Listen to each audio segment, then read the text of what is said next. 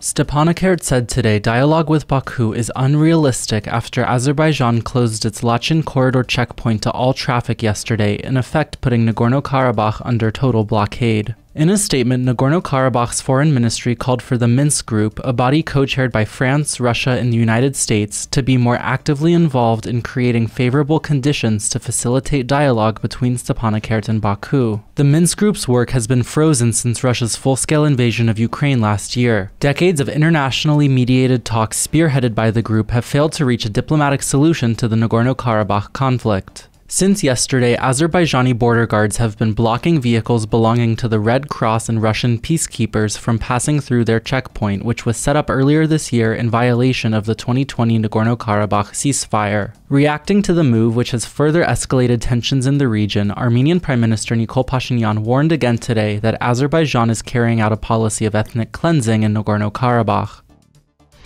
In related news, Azerbaijani soldiers again shelled the Armenian border village of Yeraskh today, according to Armenia's defense ministry. At 10 a.m., Azerbaijani units opened fire at the metallurgical plant in Yeraskh, the ministry said. It did not say if there were casualties. It marks the fourth time this week Azerbaijani soldiers have shelled Yeraskh, a small village on Armenia's border with Azerbaijan's Nakhichevan exclave. Yesterday, a group of diplomats from more than 36 countries visited Yeraskh to review the situation on the ground. The day before, 2 Indian nationals suffered non-life-threatening injuries when Azerbaijani units shelled the village. A State Department spokesperson said this week Washington was deeply concerned by the situation in Yeraskh.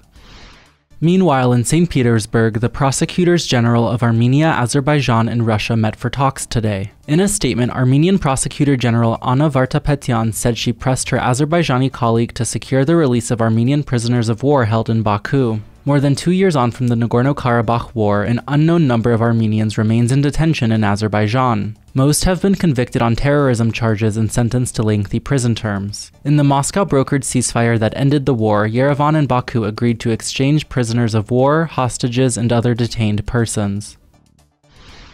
And back in Yerevan, Armen Ashotyan, a prominent Armenian opposition figure, was detained yesterday after being indicted on charges of abuse of power and money laundering.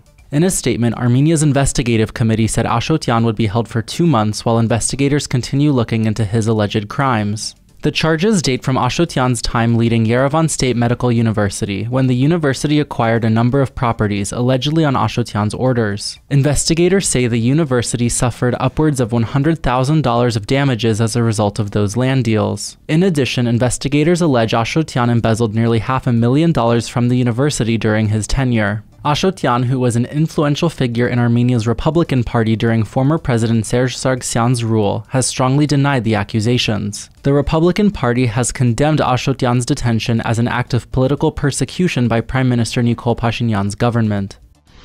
And as always, please follow CivilNet for the latest news and independent journalism from our reporters on the ground in Armenia, Nagorno-Karabakh, and the region.